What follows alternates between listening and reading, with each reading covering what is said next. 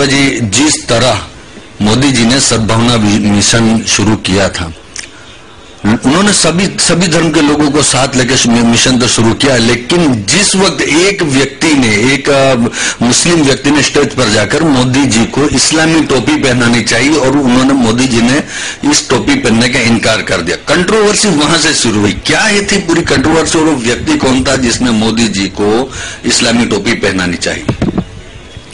पहले बात तो मैं धन्यवाद देना चाहता हूं कि पहली बार इस देश के किसी मुख्यमंत्री ने कौमी सौहार्द के लिए, एकता, शांति और सलामती के लिए पवित्र हेतुसर अनशन किया और उसको गुजरात ही नहीं, भारत ही नहीं, विश्व भर में जो समर्थन मिला है, प्रजा का जो समर्थन मिला है, वो अभूतपूर्व है। और ऐसे पवित्र हेतु के अंदर जब कांग्रेस ने ये देखा कि मुसलमानों की बड़ी तादाद, हजारों की तादाद में डॉक्टर, वकील, इंजीनियर्स, उलमाए किराम, यहां तक के सूफी सादाते किराम उसमें शामिल हो रहे हैं, तो कांग्रेस में बौखलाहट थी।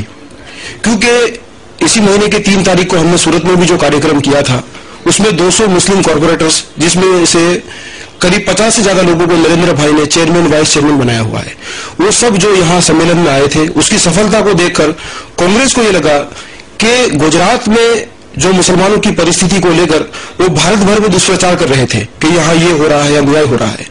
अब जो 200 मुसलमान यहां जीत के आए कॉर्पोरेशन में, पता चला कि लाखों की तादाद में मुसलमान नरेंद्र भाई की विकास यात्रा में जुड़े हुए हैं। तो इससे कांग्रेस में जो बुखलाहट थी कि अब ये जब भारत के मुस्लिमों को पता चलेगा तो इसका सीधा प्रभाव 2014 के इलेक्शन में पड़ेगा। इसलिए कांग्रेस किसी ऐसे मौके की तलाश में थी कि किसी तरीके से कोई भी कंट्रोवर्सी खड़ी की जाए। इसीलिए उन्होंने, वो जो आए थे, उनको, जो शख्स टोपी पहनाने की बात कर रहे हैं, वो शख्स न कोई सूफी है न इमाम है।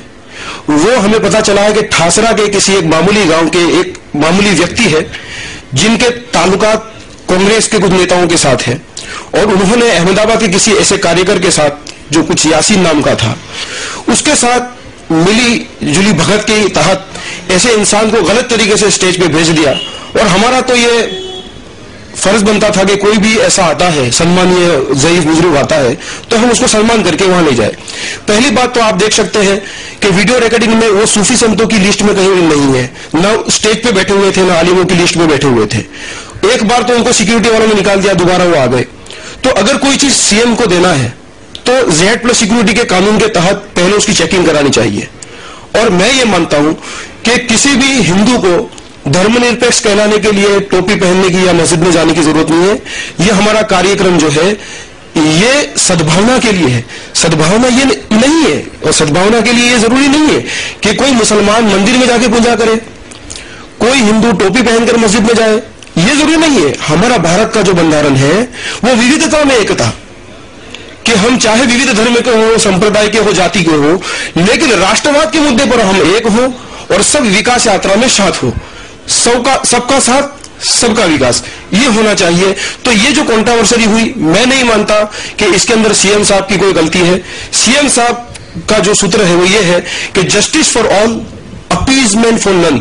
हम तुष्टीकरण की नीति में नहीं मानते और हम धर्म और राजकारण को एक दूसरे के साथ जोड़ना नहीं चाहते। लेकिन जिस हिसाब से मोदी जी ने टोपी पहनने से इनकार कर दिया, मोदी जी अगर जो मान लो कि टोपी पहन भी लेते तो मुस्लिम नहीं हो जाने वाले थे, उन्होंने आखिर इनकार क्यों किया? देखो, पहली बात तो यह है कि नरेंद्र भाई ने ऐसा इनकार किया ही नहीं है। उन्होंने कोई जेब से चीज निकाली, हो सकता था कि वो संदिग्ध चीज हो, तो मैंने, आप देख सकते हैं, मैंने उन्हें इनकार किया। और अगर ऐसा होता तो उन्होंने जो साल उड़ाई उसका भी इनकार किया होता। और सीधी बात है कि जब मैंने इनकार किया तो सीएम साहब भी समझ सकते हैं कि उस चीज को फिर वो उसके खिलाफ नहीं कहेंगे वो। तो यही बात थी। और मैं ये कहता हूं कि उनको, कि नरेंद्र भाई को टोपी पहनने की क्या जरूरत है? क्या कांग्रेस के नेताओं ने आज तक, आजादी से लेकर आज तक 55 साल में टोपियां पहनकर मुसलमानों को टोपियां नहीं पहनाई? सच्चर समिति का रिपोर्ट देखो, जो खुद कांग्रेस का है, कि भाई हिंदुस्तान में अभी फिलहाल 2% मुसलमानों के पास भी नौकरियां नहीं है। जो कैदी जेलखानों में हिंदुस्तान की, उसमें से 40% मुसलमान जेलों में, 70% मुसलमान स्लम बस्ती में, झोपड़पट्टियों में, यहां तक के जस्टिस सच्चर का कहना है कि दलित से भी ज्यादा खराब परिस्थिति मुसलमानों की है। तो क्या 55 साल से वोट लेके, मुसलमानों का खून लेके ये कांग्रेस ने टोपी पहनाने का काम नहीं किया? तो नरेंद्र भाई या हमारा भाजपा संगठन टोपी पहनने और पहनाने की नीति में नहीं मानता। ये सब कांग्रेस को मुबारक हो। हम तो गुजरात की बात करते हैं, हम भारत की बात करते हैं, सब समाज की बात करते हैं, माइनॉरिटी मेजॉरिटी की नहीं। जो भारतीय है, जो राष्ट्रवादी है, उनका विकास होना चाहिए और सब एक साथ होना चाहिए। आपको क्या लगता है कि नरेंद्र भाई मोदी अब मुसलमानों के लिए भी काम करेंगे या आप कांग्रेस पर एलिगेशन लगा रहे हैं कि कांग्रेस ने मुसलमानों को टोपियां पहने और कुछ काम नहीं किया? गुजरात में या नरेंद्र भाई मोदी के राज्य में मुसलमानों का विकास होगा? बिल्कुल होगा, बल्कि हो रहा है। और हम भी कह रहे हैं, यही सच्चा समिति का रिपोर्ट कह रहे हैं कि गुजरात के मुसलमान सबसे ज्यादा सुखी हैं। यहां 8 साल से दंगा फसाद नहीं है। कांग्रेस के शासन में क्या होता था? देखो, 15 दिन महीने में कोई ना कोई एक दंगा फसाद होता था। और कांग्रेस वालों को कहो कि तुम्हें क्लीन चिट किसने दी भाई? तुम्हें कौन सी नेताओं ने क्लीन चिट दी? हमारे नरेंद्र भाई तो सुप्रीम कोर्ट तक गए और सुप्रीम कोर्ट तक इम्तिहान देकर कामयाब होकर आए। तुमने आज तक आजादी से लेकर 17,000 दंगा फसाद हुए हैं, उसमें 92 भी है, उसमें 69 भी है, 84 भी है। कांग्रेस ने कोई हिसाब दिया? कांग्रेस के किसी नेता ने इम्तिहान दिया? हम तो सुप्रीम कोर्ट तक इम्तिहान देके आए हैं। और 93 के अंदर कांग्रेस की महाराष्ट्र सरकार ने जो श्री कृष्ण पंच का अहवाल है, जिसमें दोषियों को सजा करने की बात थी, क्यों कांग्रेस के मुख्यमंत्री विलासराव देशमुख ने उसे ताक पे डाल दिया? तब कांग्रेस के नेता कहां गए? जब तुम कहते हो कि हम मुसलमानों के मसीहा हैं, जब तुम्हारी ये नीतियां कहां गई? और मैं ये कहता हूं कि हैदराबाद में जो ब्लास्ट हुए, मक्का मस्जिद में जो ब्लास्ट हुए, जहां कांग्रेस की सरकारें हैं, वहां 2006 के अंदर निर्दोष मुसलमानों को आतंकवादी बताकर जेल में डाल दिया गया। आज अभी जजमेंट आए हाईकोर्ट के कि वो निर्दोष थे।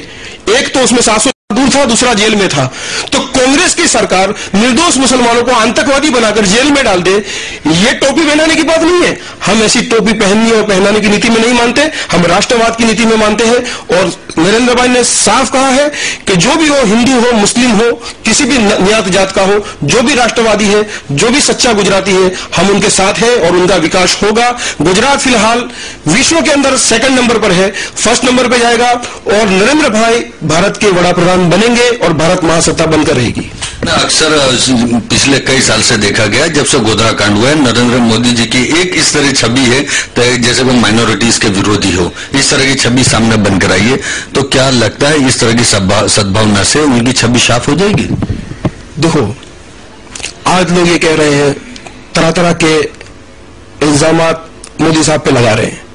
मैं कह रहा हूं कि नरेंद्र भाई के दिल में माइनॉरिटी या मेजॉरिटी मुस्लिमों के प्रति द्वेष भाव होता तो हमारा जो गुजरात बीजेपी का माइनॉरिटी का संगठन है, यह संगठन कभी न बनता। यह सिर्फ नरेंद्र भाई के शासन में बना है मुस्लिमों का संगठन। यानी नरेंद्र भाई को चिंता थी कि मुसलमानों में जो सच्चे अच्छे लोग हैं, राष्ट्रवादी है, गरीब है, उनका विकास होना चाहिए, इसीलिए तो माइनॉरिटी का संगठन बनाया। और फिर जब उनको लगा कि अब इनको सत्ता में भी लाना चाहिए, तो 2010 के इलेक्शन में आप देख सकते हैं 200 मुसलमान जीत के आए। भाई कांग्रेस वाले इसका क्या जवाब दे रहे हैं?